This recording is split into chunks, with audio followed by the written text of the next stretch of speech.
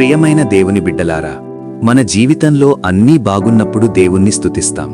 కాని ఒక్కసారిగా సమస్యలు చుట్టుముట్టినప్పుడు, అనారోగ్యం పాలైనప్పుడు లేదా ఆర్థిక ఇబ్బందులు ఎదురైనప్పుడు మనకు వచ్చే మొదటి ప్రశ్న, దేవుడు నాకే ఎందుకు ఇలా చేస్తున్నాడు? నేను ఏం పాపం చేశాను అని. ఈరోజు ఈ సందేశం ద్వారా దేవుడు మీతో మాట్లాడుతున్నాడు. కష్టాలు మిమ్మల్ని నాశనం చేయడానికి కాదు, మిమ్మల్ని నిర్మించడానికి వస్తాయి. బంగారం అగ్నిలో కాలిస్తేనే నగగా మారుతుంది. శిల్పం దెబ్బలు తింటేనే విగ్రహంగా మారుతుంది.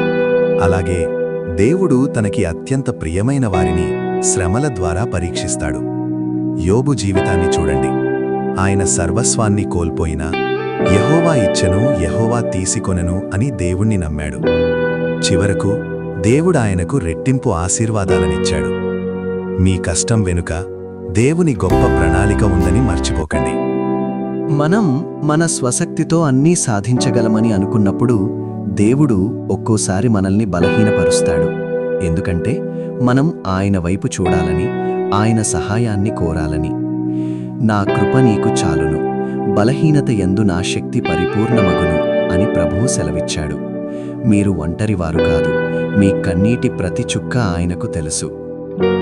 యోసేపు తన అన్నల ద్వారా అమ్ముడుపోయాడు, జైలు పాలయ్యాడు. అప్పుడు ఆయన కూడా నాకే ఎందుకిలా జరుగుతోంది అని అనుకుని ఉండవచ్చు. కాని ఆ కష్టాలే ఆయనను ఐగుప్తు దేశానికి ప్రధానిని చేశాయి. మీ ప్రస్తుత పరిస్థితి శాశ్వతం కాదు. చీకటి తర్వాత వెలుగు తప్పకుండా వస్తుంది. దేవుడు తలుపు మూశాడు అంటే అంతకంటే గొప్ప ద్వారం తెరవబోతున్నాడని అర్థం. కాబట్టి సోదరీ సోదరులారా, ఎందుకు అని అడగకండి. ప్రభువా, ఈ కష్టం ద్వారా నేనేం నేర్చుకోవాలి?